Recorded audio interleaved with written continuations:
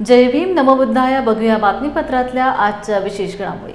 बारमाही पाणी असलेल्या वर्धा नदीकाठावरील गाव कळमनेर राळेगाव शहराची तहान देखील हेच गाव भागवतं। इथून राळेगावला जाणारी पाणी पुरवठा योजनाच मुळात कळमनेर पाणी पुरवठा म्हणून ओळखली जाते। असे असताना देखील याच गावातील महिलांना भर पावसाळ्यात पिण्याचे पाणी मिळत नाही।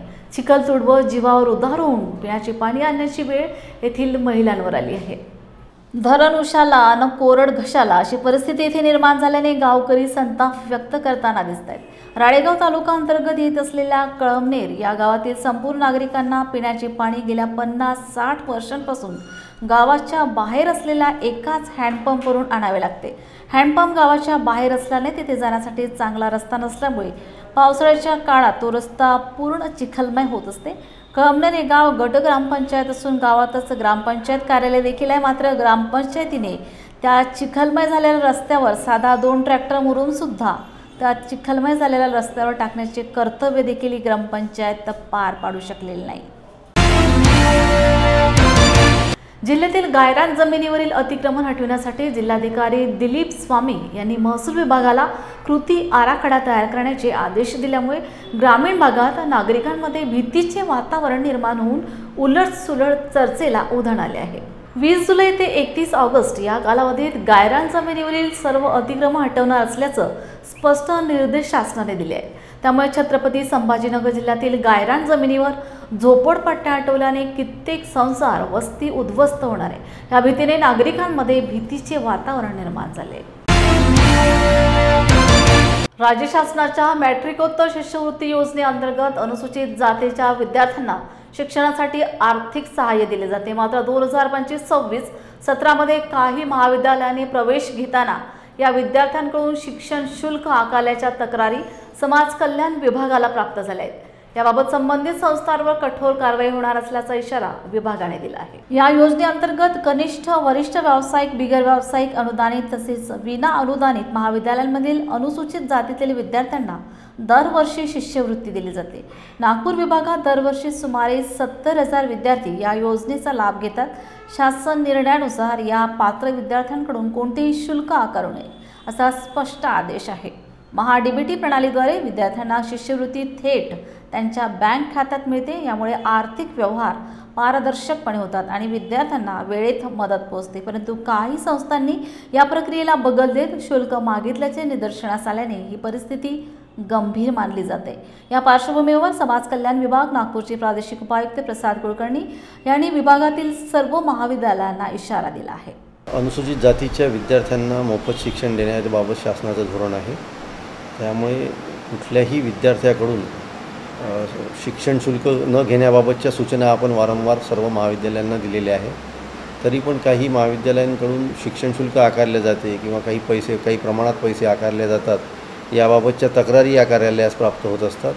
त्या अनुषंगाने आपण सूचना दिलेल्या सर्व महाविद्यालयांना की कुठल्याही अनुसूचित जातीच्या विद्यार्थ्यांकडून शिक्षण शुल्क, परीक्षा शुल्क, इतर शुल्क कुठल्याही प्रकारचं शुल्क आकारू नये। त्यांना 100% मोफत शिक्षण आपल्याला द्यायचं आहे आणि त्याबाबतची शिष्यवृत्ती ही सामाजिक न्याय विभागाकडून त्यांना देण्यातच येते। त्यामुळे अशा प्रकारचं जर कुणी शिष्यवृत्तीच्या रकमेव्यतिरिक्त काही जर शुल्क आकारल्याचे आढळून आल्यास त्यांच्या विभागाकडे संबंधित महाविद्यालयांवर कारवाई करण्याच्या सूचना आमच्या कार्यालयाकडून देण्यात आलेल्या आहेत। कशा प्रकारची कारवाई? त्यामध्ये 2-3 प्रकार आहेत। त्यामध्ये महाविद्यालयामध्ये जर शिक्षण शुल्क जर आकारलं तर महाविद्यालयाची मान्यता रद्द करणे, महाविद्यालयावर प्रशासक बसवणे या प्रकारचे प्रस्ताव आम्ही शासनास सादर करतो। लय वर्षांनी राहतो ना आम्ही, मग आता कुठं राहा? आता यायना पान कळ्यातच काढून दिलं तर कुठं राहा आता आम्ही? म्हातारे कोतारे पांगळे पुंगळे कुठं राहा? पांगळे पुंगळे आम्ही हे लेकर बाळा घेऊन तमन लाडूला गेले पोट भरायला। मग आता हे लेकर घेऊन मी पांगळी पुंगळी मला तर एक तर चालता नाही येत आणि कसं व्हा? कुठं जावा आम्ही? पसारे कुसारे भरून आता काय म्हणणं गावात घर नाही दार नाही ना भाऊ। आता सरकारनं काय केलं पाहिजे तुमच्यासाठी? तुम्हाला काय वाटतं? मग उठू नाही ना सरकारांना? घर नाही ना काही गरीबाला घर नाही ना, उठू नाही ना मग सरकारांना? एवढीच हात जोडून विनंती आहे बाबा सरकाराला का आता कुठं जावा आम्ही? गरीब लोक, पाण्याचे दिवस कसं करावं आम्ही आता? का आम्हाला लागत बाबा इथं झोपडे झापडे कसं का होईना राहू राहिलो ना आम्ही. आम्हाला आता 40-50 वर्षांनी इथं राहतो आम्ही. इथं लाईटीची सोय आहे, पाणी आहे, रोड आहे, सारं आहे. सारी सरकारानं सुविधा करून दिली आम्हाला, घरकुले दिले. आणि मग इथं आम्ही इथून काढून दिल्यावर कुठं जायचं? आम्हाला काय गावामध्ये घरं दारं आहेत का? कसं बी कामात धंदा करतो आम्ही, कसं बी इथं पोट भरतो. आमच्या आईची एवढी ऐपत आहे का आमची की 10-20 लाखाला पलाट घेऊन सनी घर बांधायची ताकद नाही ना. कसं बी काम धंदा करून पोट भरतो आम्ही. इथं तर बरं आहे, आम्हाला इथंच राहू द्या, कशाला काढून देता? आम्ही आता इथं 40 वर्षापासून राहतो भाऊ. आता कुठं जावा? घरकुलं दिलेत, आता हे मोडायचं म्हणल्यावर आम्ही राहा कुठं? रोडवर बी तर राहू द्यायला नाही, रोडवर राहायला असतं. तुम्हाला काय शेती पोती काही नाही, पोती नाही, काहीच नाही, घर नाही, जागा नाही, पागा नाही. 45 वर्ष झाले तर आम्हाला इथं राहायला. लहान लेकरं होती मग ते तशी राहते. लग्न कार्य केले, आता म्हातारे झालो तर आम्ही. आता हे लहान लेकरं घेऊन कुठं जा आम्ही? आता सरकारला काय विनंती राहील तुमची? सर ती मोडाव नाही आमचं, आम्हाला राहून द्या इथं, मोडू नाही द्यायनं. मग सरकारनं मोडायचा प्रयत्न केला, तुम्ही काय करता? मरून जाऊ मग काय करा? मग त्याला काय इलाज आहे? कुठं जा? मग आपल्या जागा नाही, कुठं जागा नाही द्यायला, राहायला काही नोकऱ्या चावकऱ्या नाही. हातात बाटल्या घेऊन जायचे, शेती कामं करतो तर पोट भरतो. अरे बा आम्हाला सरकारनं ते एक तर कसं आहे इकडून तिकडून झालंय घरकुल गव्हर्नमेंटनं दिले ते काही आम्हाला राहू द्या, इकडे तिकडे काढू नका, काही नका. एक तर मी अपंग आहे, लेकरं बाळा 4 पाठी मागं. खामगाव शहरात रोहन पैठणकर या दलित तरुणाचं अपहरण करून त्याला धर्म विचारत नग्न करून मारहाण करण्यात आली होती. आज भीम आर्मीचे अध्यक्ष दीपक केदार व रिपब्लिकन पार्टी ऑफ इंडियाचे अध्यक्ष सचिन खरात यांनी या दलित तरुणाची अकोला येथील रुग्णालयात जाऊन भेट घेतली. या तरुणाची प्रकृती चिंताजनक असल्याची माहिती त्यांनी दिली. त्यानंतर सचिन खरात यांनी खामगाव येथे येऊन अतिरिक्त पोलीस अधीक्षक व पोलीस उप अधीक्षक यांची भेट घेतली व दलित तरुणाला मारहाण करणाऱ्या सर्व आरोपींवर मोकानुसार कारवाई करण्यात यावी अशी मागणी करत खामगाव शहर पोलीस ठाण्यात ठिय्या आंदोलन सुरू केलं. यावेळी हजारो आंबेडकरी अनुयायांच्या घोषणांनी परिसर दणाणून उठला. यावेळी दीपक केदार यांनी पोलीस उप अधीक्षक व तपास अधिकारी असलेले अधिकाऱ्यांना चांगलंच धारेवर धरलं. स्थानिक आमदारांचा तुमच्यावर दबाव आहे का? तात्काळ कारवाई करणार आहात का? असं प्रश्न करत या आंदोलनाला सुरुवात केली आहे. मी रोहन पैठणकर याची अकोलाच्या हॉस्पिटलमध्ये जाऊन भेट घेतली. आताही त्याची प्रकृती चिंताजनक आहे. त्याच्या नाकाचं हाड फ्रॅक्चर झालेलं आहे, एक डोळा निकामा झालेला आहे, डोक्यात दगड, पाठीत दगड घालण्यात आलेले आहेत. एवढंच नाही तर त्याला नग्न करून त्याच्या अंगावरती गाया सोडण्यात आलेल्या आहेत, नग्न करून त्याला धर्म विचारण्यात आलेला आहे. पहलगामला सुद्धा धर्म विचारून हल्ला झाला होता आणि खामगावच्या या बौद्ध तरुणाला सुद्धा धर्म विचारून हल्ला झालेला आहे.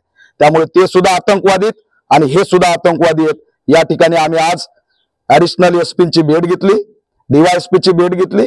मोठ्या प्रमाणात ताकदीने त्या ठिकाणी तरुणांचा उद्रेक आम्ही दाखवलेला आहे आणि इशारा दिलेला आहे की तात्काळ या सर्व आरोपीवरती मोका अंतर्गत कारवाई झाली पाहिजे, यांच्यावरती बुलडोजर कारवाई झाली पाहिजे. मी प्रश्न विचारतोय गृहमंत्र्यांना की या जागेवर जर एखादा दलित, आदिवासी, मुस्लिम असता तर किती वेळा तुम्ही UAPA लावला असता, किती वेळा त्याच्या संघटनेवरती बॅन आणलं असतं. आणि म्हणून यांच्यावर सुद्धा UAPA लागला पाहिजे, संघटनेवरती बॅन आलं पाहिजे. यांचा मास्टर माइंड कोण आहे याचा शोध लागला पाहिजे. आणि हे कुणाचे कार्यकर्ते? आम्ही 400 किलोमीटरहून पीडित रोहन पैठणकरला भेटायला आलोत, पण स्थानिकचे लोकप्रतिनिधी आमदार हे भाजपाचे आहेत, ते अद्याप या पीडिताला भेटले सुद्धा नाहीत. मानवता जिवंत आहे की नाही हा प्रश्न मी त्यांना विचारतो. खासदार सुद्धा भेटलेले नाहीत. लोकप्रतिनिधीच्या बळावरती अशा पद्धतीने गोरक्षणाच्या नावाखाली माणसं मारले जात आहेत. कायदा सुव्यवस्था आणि पोलिसांचा धाक या ठिकाणी राहिलेला नाही आणि म्हणून सर्व चौकशी झाली पाहिजे. ही ऑल इंडिया पॅंथर सेनेची मागणी. यांच्या घरावरती बुलडोजर चाललं पाहिजे. रोहन पैठणकरला 50 लाखाची मदत सरकारने केली पाहिजे. त्याला घरकुल देण्यात आलं पाहिजे, त्याचं पुनर्वसन झालं पाहिजे, त्याचं शिक्षण आणि त्याला नोकरीची जबाबदारी सुद्धा सरकारने घेतली पाहिजे. ही मागणी आम्ही केलेली आहे. आज इशारा दिलाय, त्यांनी आम्हाला सांगितलं की आम्ही पुन्हा आरोपी अटक केलेत, मोका लावण्याचं सुद्धा आश्वासन दिलेलं आहे.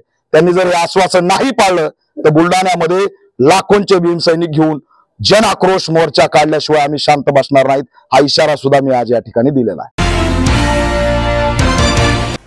गाय चोरीच्या संशयावरून एका तरुणाला तिघांनी बेदम मारहाण केल्याची घटना बुलढाण्याच्या खामगाव शहरात घडली होती। या घटनेच्या निषेधार्थ आज खामगाव बंदचे आवाहन करण्यात आले होते। या आवाहनाला विविध सामाजिक संघटनांनी पाठिंबा जाहीर केला आहे, तर बंदला व्यावसायिकांचा आणि शहरवासियांचा उत्स्फूर्त प्रतिसाद मिळाल्याचं पाहायला मिळत आहे। आज सकाळपासूनच खामगाव शहरातील सर्वच दुकाने आस्थापने बंद ठेवून घटनेचा निषेध नोंदवण्यात येत आहे। वंचित बहुजन आघाडीचे शहराध्यक्ष धम्मपाल नेतनवरे यांच्या नेतृत्वात हा बंद पाळण्यात येत आहे। आरोपीला तात्काळ अटक करून त्यांच्यावर कठोर कारवाई करण्याची मागणी यावेळी करण्यात आली आहे। वर्षावास दिनानिमित्त सांगली जिल्ह्यातील दीपस्तंभ सांस्कृतिक विहार आयोजित डॉक्टर बाबासाहेब आंबेडकर भवन येथे 1 दिवसाचे धम्म शिबिर संपन्न झाले। कार्यक्रमाच्या अध्यक्षस्थानी संस्थेचे अध्यक्ष प्राध्यापक डॉक्टर जगन कराडे होते। दिग जाणू सुत्त या विषयावर प्रोजेक्टद्वारे अमित मेधावी, सुनील भोसले, उदय कांबळे, नितीन नेचकर यांनी तथागत गौतम बुद्ध डॉक्टर बाबासाहेब आंबेडकर यांच्याविषयी मार्गदर्शन केले। सर्वप्रथम तथागत गौतम बुद्ध आणि डॉक्टर बाबासाहेब आंबेडकर यांच्या प्रतिमेचे पूजन करून बुद्ध वंदना घेण्यात आली। त्यानंतर अनोळखी व्यक्तींची आपसात ओळख करून घेण्याबाबत चर्चा झाली।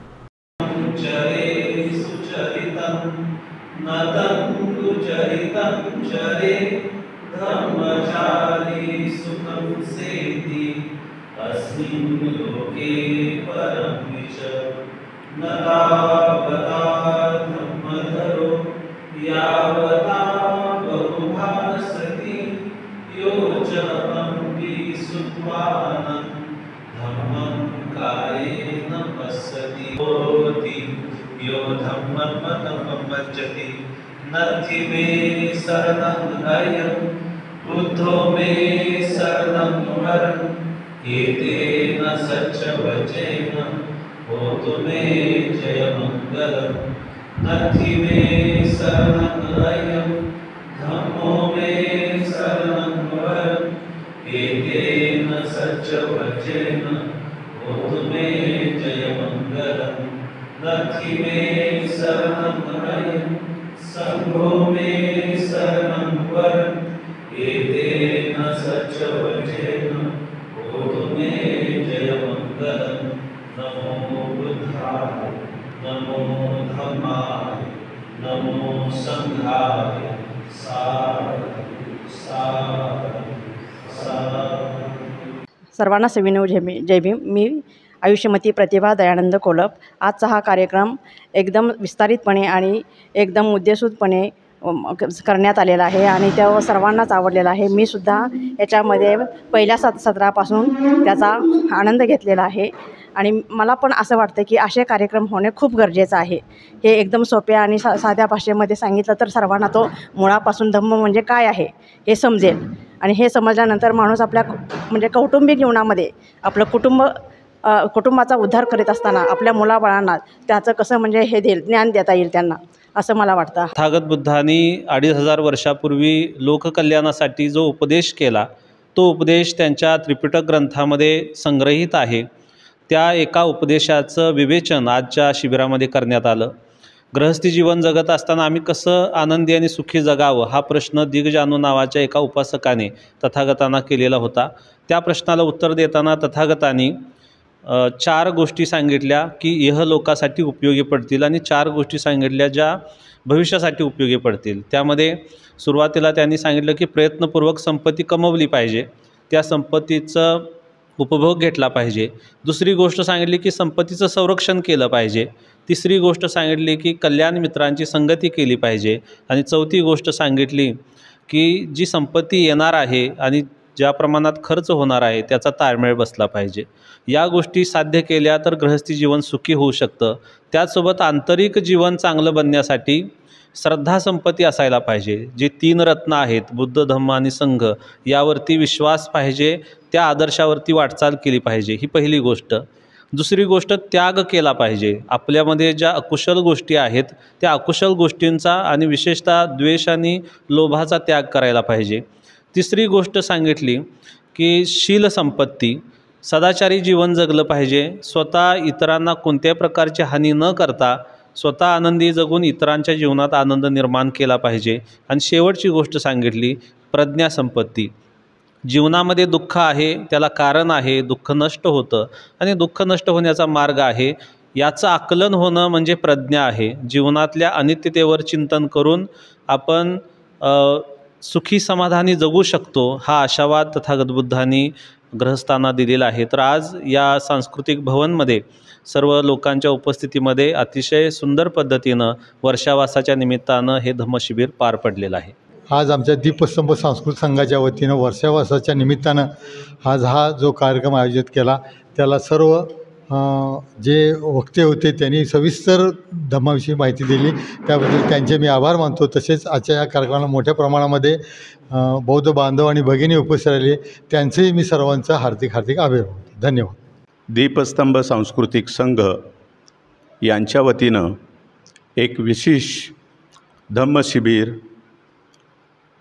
दिगजानुसुत्त या विषयावर सकाळी 10 ते संध्याकाळी 5 वाजेपर्यंत हे शिबिर घेण्यात आलं. वर्षावासाच्या निमित्तानं जे गृहस्थी आहेत त्यांचं जीवन कोणत्या पद्धतीनं असेल, कोणत्या पद्धतीनं असावं आणि त्याचबरोबर त्यांची मुलं जी असतील त्यांच्यावर संस्कार कोणत्या पद्धतीनं घालावेत याच्यासाठी सकाळी 10 वाजल्यापासून संध्याकाळी 5 वाजेपर्यंत बौद्ध उपासक आणि बौद्ध उपासिका यांच्यासाठी हे शिबिर आयोजित करण्यात आलं होतं.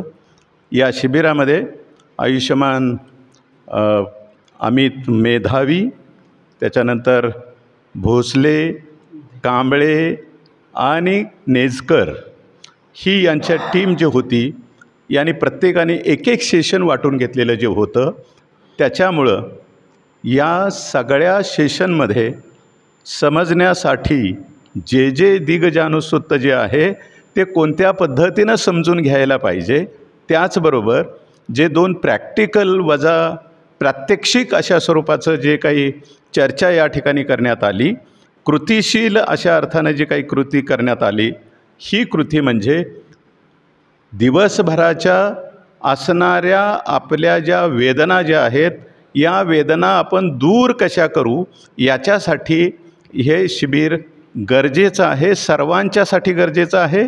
आणि हे शिबिर या ठिकाणी आयोजित केलं, याच्यामध्ये या चौघांनी या ठिकाणी जे मार्गदर्शन केलं हे खूप महत्त्वाचं आहे. आणि म्हणून मी त्यांनाही म्हणालो आहे की आता आपली जबाबदारी अधिक प्रमाणात आहे.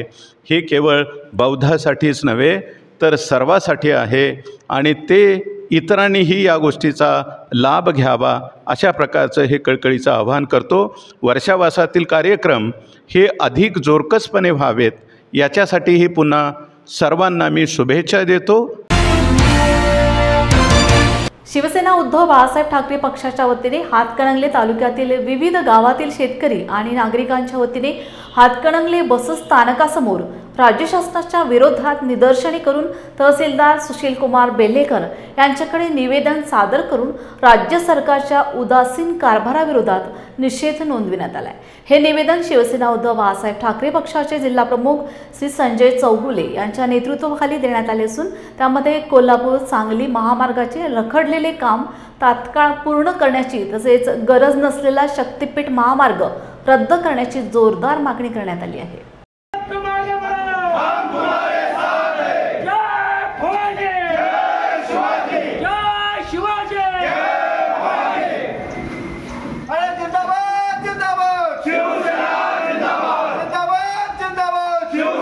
वाढदिवसाच्या शुभेच्छा द्यायच्या.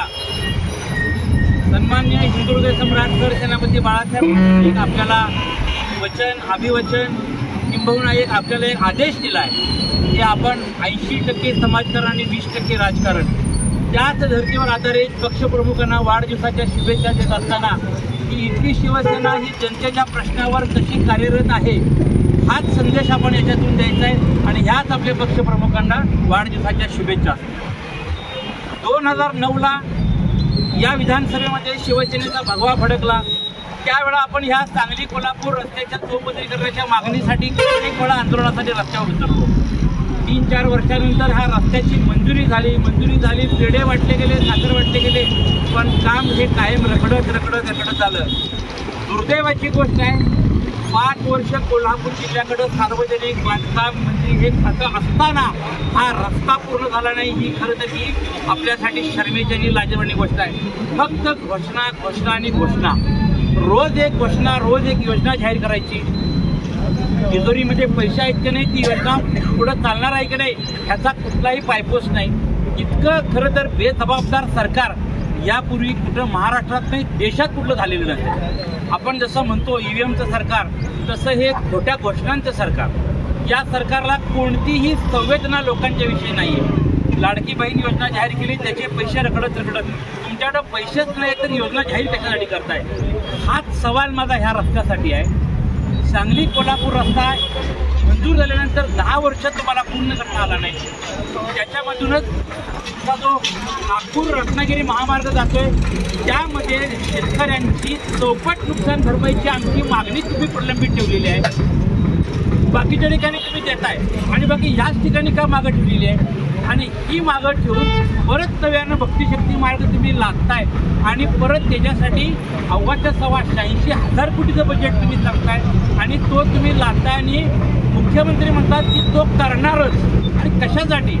शेतकऱ्यांच्या प्रेतांवरनं तुम्ही ते रस्ता नेणार आहे का? ही भूमिका आमची आणि शिवसेना याला कडाडून विरोध करते.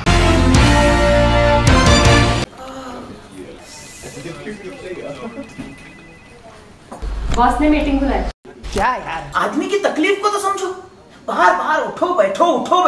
जनाब, तकलीफ उठने बैठने की नहीं, तकलीफ बवासीर की है. बवासीर, फिशर, भगंदर, पाइलोनियल साइंस का आयुर्वेद तथा आधुनिक लेजर से उपचार. अभ्युदय पाइल्स लेजर हॉस्पिटल, लोहार समाज भवन के पीछे, महापुष्प सोसाइटी, शताब्दी नगर चौक से मनीष नगर रोड, नागपुर. कॉल और विजिट करें www.pilesfistulacure.com. स्वतःला गोरक्षक समजणारे आणि पोलीस स्टेशनमध्ये गुन्हा नोंद असलेल्या गुंडांनी गाय चोरीच्या संशयावरून श्यामलनगर खामगाव येथील निरपराध बौद्ध तरुण रोहन पैठणकर याला जात विचारून आणि विवस्त्र करून बेदम मारहाण करण्यात आली.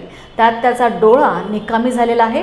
त्या गुंडांवर कठोर कारवाई करण्यात यावी म्हणून समतेचे निळे वादळ या सामाजिक संघटनेचे संस्थापक अध्यक्ष मान्य अशांतबाई वानखेडे यांच्या नेतृत्वात विशाल जनसमुदायाच्या उपस्थितीत रोहन पैठणकरला लवकर न्याय मिळावा म्हणून उपविभागीय अधिकारी मलकापूर यांच्याद्वारे महाराष्ट्राचे मुख्यमंत्री व गृहमंत्री असलेले देवेंद्रजी फडणवीस यांना निवेदन देण्यात आले. दिनांक 23ला रात्री 11:30 वाजता रोहन पैठणकर या तरुणास चौकातून उचलून अपहरण करून त्याला काँग्रेस भवनाच्या मैदानावर नेऊन बेदम मारहाण करण्यात आली. इतकेच नव्हे तर त्याला त्याची जात, त्याचा धर्म विचारण्यात आला, त्याला नागवं करण्यात आलं, तो कोणत्या जातीचा कोणत्या धर्माचा आहे ही तपासणी करण्यात आली. त्याच्यावर गाय चोरीचा खोटा आळ घेण्यात आला. ही घटना मानवतेला काळीमा फासणारी असून महाराष्ट्राच्या पुरोगामित्वाला देखील कलंकित करणारी आहे. ज्या लोकांचा विश्वास शासनावर नाही, प्रशासनावर नाही, ते लोक बेकायदेशीरपणे कायदा हातात घेऊन गुन्हेगारी पार्श्वभूमी असलेल्या लोकांना एकत्रित करून टोळ्या बनवित आहेत. जातीय तेढ, धर्मांध तेढ निर्माण करण्याचा ते प्रयत्न करत आहेत. अशा वेळी या लोकांना पोलिसांचे अधिकार वापरण्याची मुभा कोणी दिली हा एक मूलभूत प्रश्न या ठिकाणी निर्माण होत आहे. ज्यांचा व्यवस्थेवर विश्वास नाही अशा लोकांना आपण नक्षलवादी म्हणतो, माओवादी म्हणतो. त्यांना भारताची राज्यघटना मान्य नाही, त्यांना ह्या व्यवस्थेचे विचार मान्य नाही, ही व्यवस्था जी शासन प्रणाली आहे त्याच्यावर त्यांचा विश्वास नाही. अशा लोकांना आपण नक्षलवादी म्हणतो. तर यांना काय म्हणायला पाहिजे हा देखील या ठिकाणी कळीचा मुद्दा म्हणून पुढे आलेला आहे.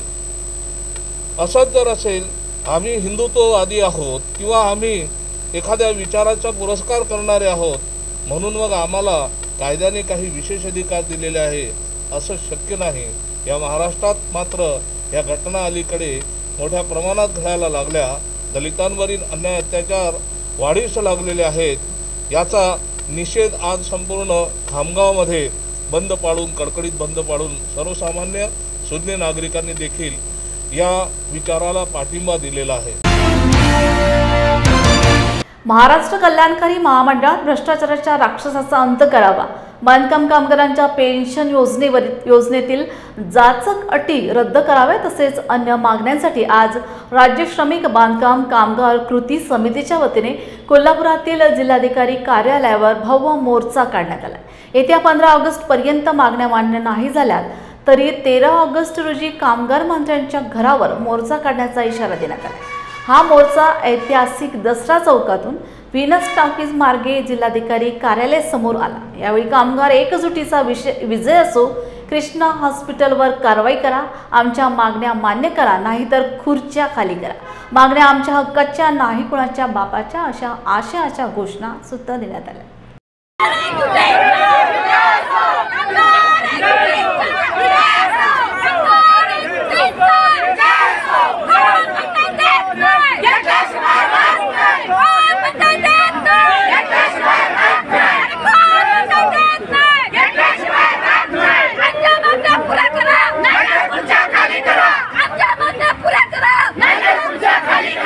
इमारत व इतर बांधकाम कामगार कल्याणकारी मंडळात जो भ्रष्टाचार झाला आहे त्या भ्रष्टाचाराच्या राक्षसाचा अंत करण्यासाठी आणि महाराष्ट्र इमारत व इतर बांधकाम कामगार कल्याणकारी मंडळाने ज्या काही जाचक अटी व बांधकाम कामगारांच्यावर जो अन्याय केला आहे त्या अन्यायाला वाचा फोडण्यासाठी महाराष्ट्र राज्य श्रमिक बांधकाम कामगार संघटना कृती समितीचा आज आक्रोश, बांधकाम कामगारांचा आक्रोश या शासनाला आणि या मंडळाला दिसण्यासाठी आज हा आक्रोश मोर्चा आयोजित केलेला आहे.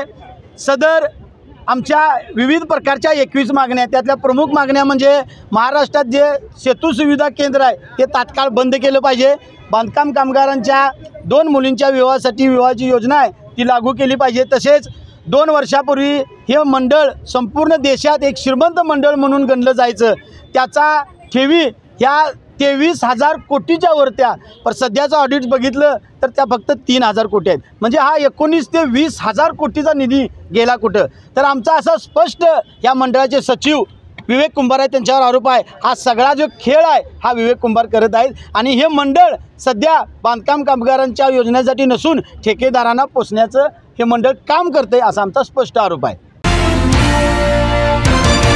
नांदेड एज्युकेशन सोसायटीचे उपाध्यक्ष CA डॉक्टर प्रवीण पाटील यांचा वाढदिवस माजी खासदार तथा नांदेड एज्युकेशन सोसायटीचे अध्यक्ष डॉक्टर व्यंकटेश काब्दे यांच्या प्रमुख उपस्थितीत विविध उपक्रमांनी मोठ्या उत्साहात साजरा करण्यात आला.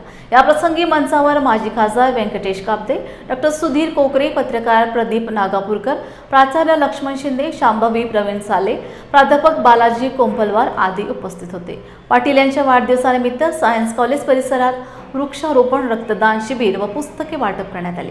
कार्यक्रमात सायन्स कॉलेज येथील प्राध्यापक, विद्यार्थी, NCCचे विद्यार्थी यांच्यासह शहरातील नागरिक मोठ्या संख्येने उपस्थित होते.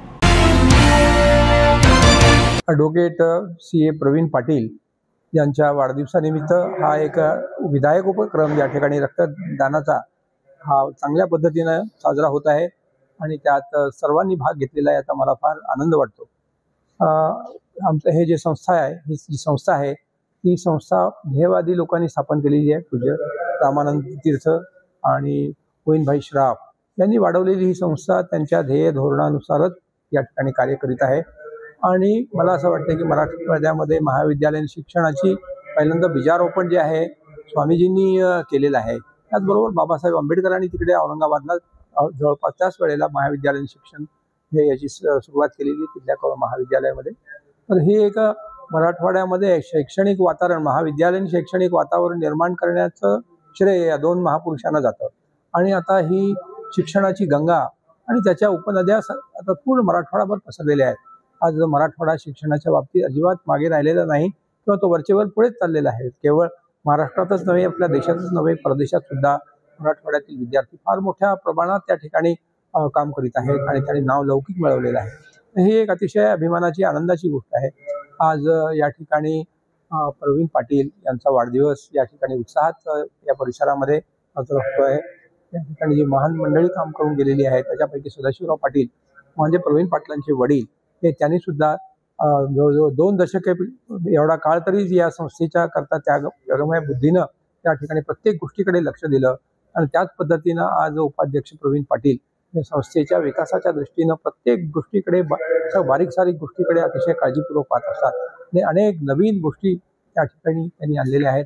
या तांत्रिक दृष्टीच्या असोत किंवा शैक्षणिक क्षेत्रातल्या असोत, पूर्ण संस्थेचं स्वरूप आहे, जे फिजिकल स्वरूप आहे ते त्यांनी बदललेलं आहे.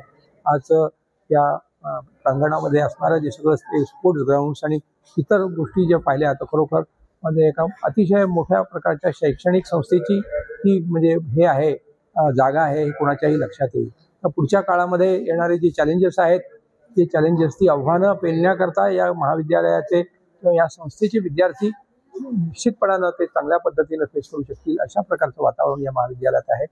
मी सर्व महाविद्यालयातले प्राध्यापक, काम करणारे सर्व सहकारी, शैक्षणिक याच्यात करणारे आणि इतर काम करणारे ऑफिसेसमधले कामगार आणि इतर सर्व प्राध्यापक त्या सर्वांचं या ठिकाणी कौतुक करतो. आदरणीय प्रवीण पाटील सर उपाध्यक्ष आहेत नांदेड युनिव्हर्सिटी सोसायटीचे आणि सायन्स कॉलेज ज्युनियर कॉलेजचे ते स्कूल कमिटीचे अध्यक्ष आहेत. खरं तर प्रवीण पाटील सर यांचा 64वा वाढदिवस साजरा करत असताना आम्हाला खूप आनंद होतोय की त्यांचं एक डायनामिक व्यक्तिमत्व आहे. परिस्पर्श असं आपण त्यांचं म्हणू शकतो की त्यांना ज्या गोष्टीमध्ये इंटरेस्ट घेतला ती गोष्ट त्यांना तडीच लावतात. सायन्स कॉलेजचा विकास, भौतिक विकास आणि शैक्षणिक विकास यामध्ये त्यांचा खूप मोलाचा वाटा राहिलेला आहे.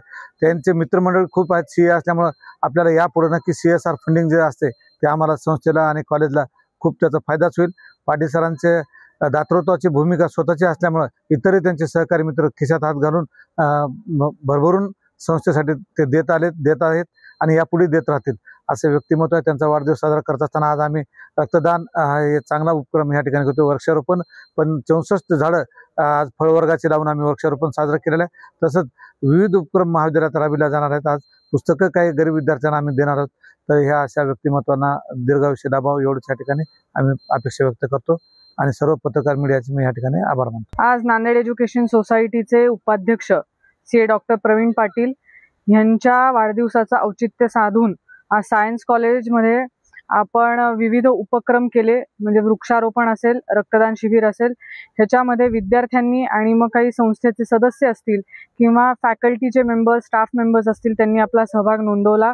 आणि आमची हीच अपेक्षा होती की CA doctor Praveen Patil sir यांच्या जन्मदिनानिमित्त काही ना काहीतरी संस्थेमध्ये विविध उपक्रम व्हावेत आणि त्या उपक्रमांच्या माध्यमातून त्यांचा हा जन्मदिन साजरा व्हावा. आणि तशाच प्रकारे जे योजलं होतं ते आपण इथे केलेलं आहे. मी पुन्हा एकदा माझ्या वतीने doctor CA Praveen Patil sir यांना शुभेच्छा उपदेशित करते. क्या हुआ बहू? माँ, पाइल्स की बहुत तकलीफ हो रही है। तो तुम गुदरोग सर्जन के पास क्यों नहीं गई?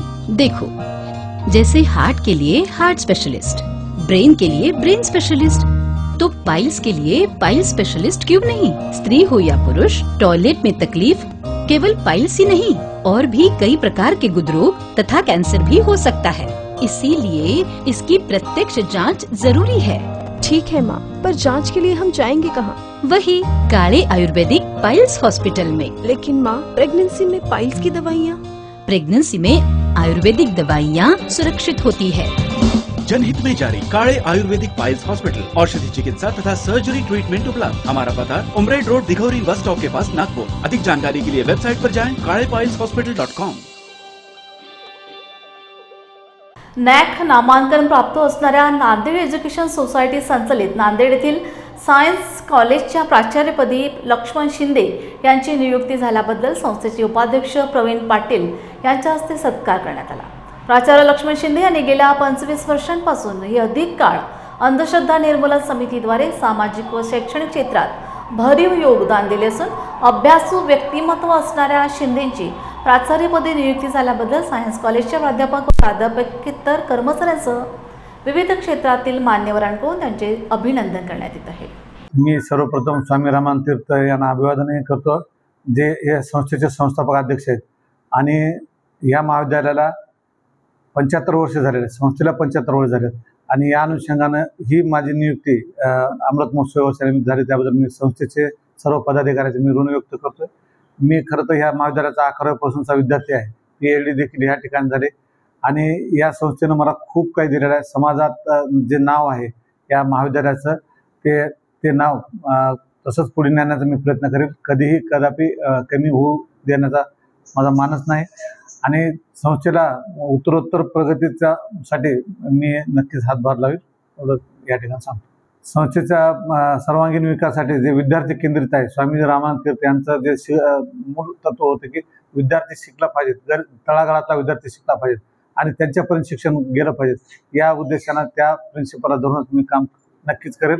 गरीब विद्यार्थ्यांसाठी संस्थेचं जे हातभार आहे मी त्याला नक्की लावेल आणि पुढे भविष्यात NEPच्या अनुषंगाने जे आहे ते चांगल्या पद्धतीने इम्प्लिमेंट करेल. NEP भविष्यात विद्यार्थ्यांना कॅम्पस इंटरव्ह्यूसाठी किंवा प्लेसमेंट सेलसाठी आम्ही प्रयत्न करू. विद्यार्थी इथला देश पातळीवर तर आहेच अगोदरच, पण आणखी इथून विद्यार्थी चांगल्या पातळी तयार झाले पाहिजेत, चांगल्या पद्धतीने काम केलं पाहिजे एवढा आम्ही प्रयत्न करू.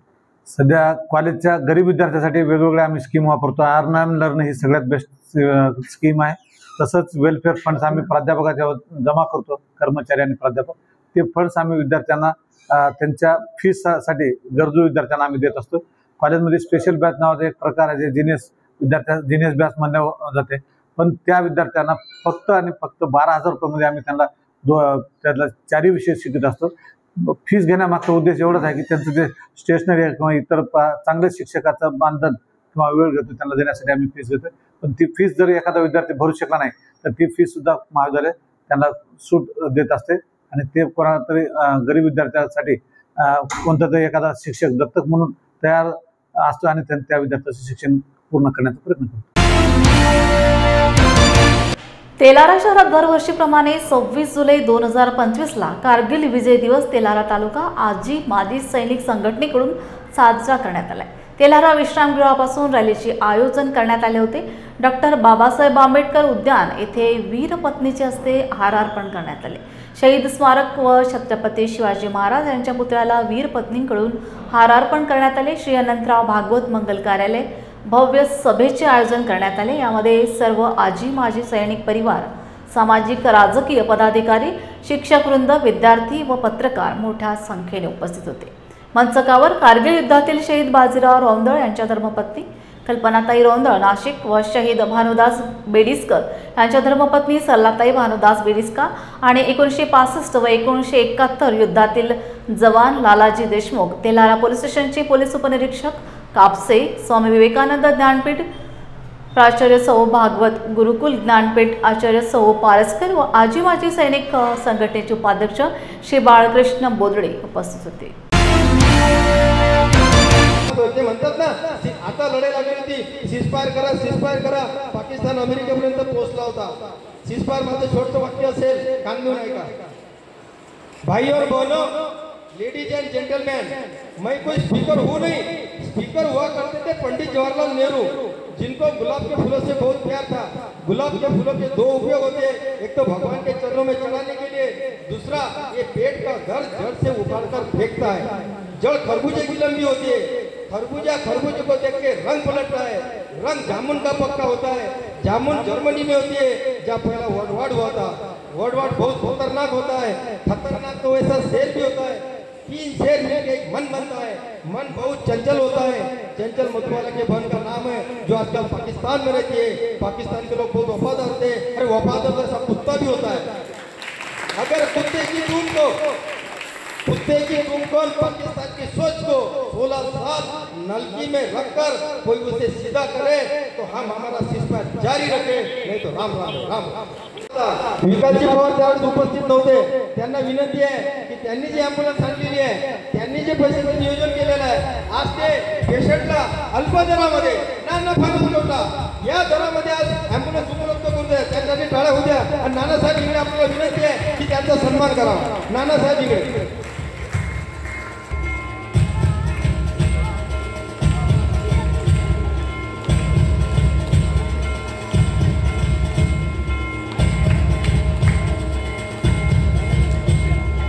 सलामी इस तिरंगे को जिससे तेरी शान है, सर हमेशा ऊंचा रखना इसका, जब तक दिल में जान है, जब तक दिल में जान है. नमस्कार, मी सौ योगिता राम पाऊल जगडे तुम्हा सर्वांचे कारगिल विजय दिवस या कार्यक्रमात मनपूर्वक स्वागत करते. कार्यक्रमाचे अध्यक्ष, प्रमुख पाहुणे व उपस्थित बंधू भगिनींनो, सप्रेम जय हिंद व हार्दिक शुभेच्छा. इतिहास पराभवाची सुद्धा नोंद घेतो. इतिहास पराभवाची सुद्धा नोंद घेतो. फक्त तुमच्या संघर्षात दम असला पाहिजे. सुरुवातीला 2 ओळी सर्व सैनिक बांधवांसाठी. कभी ठंड में ठिठुर कर देख लेना, कभी ठंड में ठिठुर कर देख लेना, कभी तपती धूप में चल के देख लेना कैसे होती है हिफाजत मुल्क की. कभी सरहद पर जाकर देख लेना, कभी सरहद पर जाकर देख लेना. कारगिल विजय दिवस हा भारतीय शौर्याच्या आठवण करून देण्यासाठी सदैव जागृत ठेवणारा दिवस असून देशाबद्दल त्यागाचा आणि सैनिकांप्रती कृतज्ञतेची भावना जागृत करणारा हा दिवस आहे. 26 जुलै हा कारगिल दिन म्हणून साजरा करतात. याच दिवशी भारतीय सैन्याच्या जवानांनी कारगिलमध्ये विपरीत परिस्थितीत शत्रू सैन्याला नामोहरम केले. कारगिलच्या शहीदांचे नागरिक सन्मानाने स्मरण करण्याबरोबरच देशातील सैनिकांचा आदर करण्याचा हा दिवस देशासाठी शहीद झालेल्या वीरांच्या शौर्याची व बलिदानाची आठवण करून आपली देशभक्ती जागृत करण्यासाठी कारगिल विजय दिवसाच्या 23 जुलै 2025च्या रात्री खामगाव जिल्हा बुलढाणा येथील रहिवासी रोहन पैठणकर अनुसूचित जाती हा तरुण खामगाव बस स्टॉपवर बसलेला असताना 3 गुंडांनी त्याचे अपहरण करून त्याला खामगाव येथे काँग्रेस भवन या ठिकाणी नेऊन तू कोणत्या जातीचा आहेस असं म्हणून त्याला मोठ्या प्रमाणात मारझोड करण्यात आली. तसेच पीडिताची तुझा धर्म कोणता आहे हे बघण्यासाठी वस्त्र काढून नग्न करण्यात आले. त्यानंतर त्याला दुसऱ्या ठिकाणावरती नेऊन आणखी मोठ्या प्रमाणात मारहाण करण्यात आली व गंभीर जखमी करण्यात आले. सदरची बाब ही खूप गंभीर आहे. दिनांक 23 जुलै 2025 रोजी खामगाव शहरातील बसस्टँडवर एक रोहन पैठणकर नावाचा मुलगा हा बसलेला असताना 2-3 मुलांनी त्याचं अपहरण केलं आणि तू गाय चोरले आहेस अशा खोटे आरोप लावून त्याला मारहाण केली. त्याला नुसतं मारहाण केली नाही तर त्याच्या अंगावरचे कपडेसुद्धा काढून त्याला निवस्त्र करण्यात आलं. आज जी घटना बुलढाणा जिल्ह्यात घडली आहे, जाणीवपूर्वक तो मुलगा अनुसूचित जातीचा आहे म्हणून खोटा आरोप करून त्याला मारण्यात आलं आणि एवढ्या मोठ्या प्रमाणात मारण्यात आलं. जर तिथे पोलिसांची गाडी जर आली नसती तर त्या मुलाचा जीवसुद्धा गेला असता. आज या देशाला या महाराष्ट्राला आम्ही फुले शाहू आंबेडकरांचा महाराष्ट्र म्हणतो, परंतु ही घटना फुले शाहू आंबेडकरांच्या महाराष्ट्राला काळीमा फासणारी आहे. सरकारला आमची मागणी आहे की अशा ज्या कथित संघटना आहेत, कारण जे काम पोलिसांचं आहे ते संघटनांना करण्याचा आदेश नाही आहे, सुप्रीम कोर्टाचा निर्णय आहे आणि अशा पद्धतीने जर तरुणांना हनमान केल्या जात असेल आणि विशेषतः एखाद्या समाजाला टार्गेट करून जर केल्या जात असेल तर ही गोष्ट जी आहे या गोष्टीचा आम्ही निषेध करण्यासाठी आज एकत्रित जमलो आहे आणि आम्ही मागणी केली आहे की या जे 3 आरोपी आहेत या 3 आरोपींवर कठोरात कठोर शिक्षा करण्यात यावी, त्याचबरोबर मोक्का अंतर्गत यांच्यावर कारवाई करण्यात यावी म्हणजे भविष्यात अशा प्रकारच्या घटना घडणार नाहीत. 7 ऑगस्ट हा दिवस संपूर्ण भारतात मंडल दिवस म्हणून साजरा केला जातो. या दिवसाच्या औचित्याने जातीनिहाय जनगणनेचा महत्त्वाचा विषय घेऊन मंडल जनगणना यात्रा काढण्यात येत आहे. ओबीसी समाजाकडून अनेक वर्षांपासून जातीनिहाय जनगणनेची मागणी लावून धरली जात आहे. केंद्र सरकारने जातीनिहाय जनगणना करण्याचे ठरवले आहे, परंतु या वर्षी सुद्धा 2019च्या सार्वत्रिक निवडणुका लक्षात घेता 2018 साली त्यावेळेचे केंद्रीय गृहमंत्री यांनी जातीनिहाय जनगणनेची घोषणा केली होती, परंतु ती अद्याप झाली नाही. यात्रेचा प्रारंभ दिनांक 2 ऑगस्ट 2025 संविधान चौक नागपूर येथून होईल आणि पुढे वर्धा, यवतमाळ, चंद्रपूर, गडचिरोली, गोंदिया, भंडारा जिल्ह्यातून दिनांक 7 ऑगस्ट 2025ला सायंकाळी 5 वाजता भंडारा शहरातील संताजी मंगल कार्यालय येथे यात्रेचा समारोप होईल, अशी माहिती ओबीसी युवा अधिकारी मंचचे मुख्य संयोजक उमेश कोराम यांनी आयोजित पत्रकार परिषदेत दिली. नमस्कार, मी उमेश कोराम, मुख्य संयोजक ओबीसी युवा अधिकार मंच. ही मंडल यात्रेसंबंधाने आज प्रेस कॉन्फरन्स आपण घेतो आहेत. तर या यात्रेचं नाव आहे मंडल जनगणना यात्रा. हा यात्रेचा 5वा वर्ष आहे आणि मागील 4 वर्षापासून आपण जनगणनेसाठी मंडल यात्रा म्हणून ही यात्रा काढतो आहेत. तर मंडल यात्रा यासाठी काढतो आहेत की 2 गोष्टींसाठी काढतो आहेत. एक तर जनजागरण व्हावं आणि मंडल कमिशनचा ज्या लोकांनी फायदा घेतलेला आहे आतापर्यंत, तर अशी अपेक्षा असते रिप्रेझेंटेशनसाठी, म्हणजे प्रतिनिधित्वाची लढाई जेव्हा असते तर ज्या लोकांना जो फायदा होतो तर त्या लोकांनी सामाजिक जागरण करणं गरजेचं असते, पण ते सुद्धा ओबीसी समाजात थोडं कमी आहे, म्हणून या लोकांनासुद्धा एक चालना मिळावी तो एक उद्देश आहे. आणि जातीय जनगणना हा खूप मोठा प्रश्न आहे. जातीय जनगणना मागच्या अनेक वर्षापासून 90 वर्षापासून हा प्रश्न प्रलंबित आहे. यावर्षीसुद्धा जातीय जनगणनेबद्दल बोललं गेलेलं आहे, परंतु आम्हाला अजूनही त्याच्यावर विश्वास बसत नाही. कारण जातीय जनगणना होईल असं मागेही 2018ला म्हटलं होतं या सरकारने, पुन्हा आता म्हणतात की जातीय जनगणना होईल, परंतु जोपर्यंत जातीय जनगणना होत नाही आणि जातीय जनगणना झाल्यानंतर ते इम्प्लिमेंटेशन होत नाही, त्याचं डेटा बाहेर येत नाही आणि खरा जो ओबीसीना लाभ पाहिजे आहे लोकसंख्येच्या प्रमाणात निधी, म्हणजे लोकसंख्येच्या प्रमाणात निधी म्हटलं तर महाराष्ट्रात 4,700 करोड रुपये फक्त निधी महाराष्ट्रात ओबीसींना मिळतो, जो 1,00,000 करोड असायला पाहिजे. जवळपास 95,000 करोड रुपयाचा लॉस प्रत्येक वर्षी महाराष्ट्रात ओबीसींना होतो. हे प्रत्येक वर्षी असंच होत आहे आणि म्हणूनच ओबीसी विद्यार्थ्यांना स्कॉलरशिपाबरोबर नाही आहेत. 50% स्कॉलरशिप आहे. आज ओबीसींसाठी 7,200 वसतिगृह महाराष्ट्रात पाहिजे होते, परंतु फक्त 54 वसतिगृह कार्यरत आहेत. पुणे मुंबईसारख्या ठिकाणी किंवा नाशिकसारख्या ठिकाणी अजूनही वसतिगृह झालेले नाही आहेत. तर आमचा प्रयत्न असा आहे की विद्यार्थी शैक्षणिक दृष्टिकोनातून मागे पडू नये, ग्रामीण भागातला विद्यार्थीसुद्धा त्याला लाभ मिळाला पाहिजे. आणि ही काही भीक नाही आहे, ही जे ओबीसींसाठी जे अधिकार मागतो आहेत आम्ही, हे आमचा लढा आहे, आमचे अधिकार आहेत. ही काही भीक नाही आहे, तर तो आम्हाला मिळालाच पाहिजे. कारण आम्ही देश चालवणारे लोक आहोत, आम्ही टॅक्स पे पण करतो आणि आमचा या भारताच्या भूमीवर तेवढाच अधिकार आहे जेवढा इतरांचासुद्धा अधिकार आहे. तर त्यामुळे हा अधिकार आम्हाला मिळाला पाहिजे. आम्ही फार दिवसापासून वंचित आहोत. आमच्या विद्यार्थ्यांना वसतिगृह, महाज्योती योजना असेल किंवा इतरही काही गोष्टी असेल, फॉरेन स्कॉलरशिप असेल, तर अशा गोष्टींसाठी निधी मिळाला पाहिजे. आता काही दिवसापूर्वीच महाज्योती जी संस्था आहे त्याच्यात 90 करोड रुपये निधी कापला गेला. दुसऱ्या बाजूला यावर्षी 153 करोड रुपये निधी कापला गेला. दुसऱ्या बाजूला सारथी नावाची संस्था आहे, सारथी संस्थेला निधी व्यवस्थित मिळत आहे, सारथी संस्थेची इमारतसुद्धा तयार झालेली आहे. पण महाज्योतीचा बरोबर हा दुजाभाव होत आहे. आणि शासन जरी म्हणत असलं की आमचा DNA ओबीसीचा आहे, पण आम्हाला बिलकुल नाममात्र शंका नाही आहे त्याच्यामध्ये की शासनाचा DNA ओबीसीचा नाही. शासन फक्त ओबीसीचा वापर करत आहे आणि इलेक्शनच्या वेळी काहीतरी गिमिक देण्याचा प्रयत्न करते. ते शासनाने दूर केलं पाहिजे आणि शासनाने खरा अधिकार ओबीसीला दिला पाहिजे. जय भीम इंडियाच्या बातमीपत्रात वेळ झाली इथेच थांबण्याची. पुन्हा भेटूया ताजा घडामोडी घेऊन. जय भीम. आप देख रहे हैं लॉर्ड बुद्धा टीवी.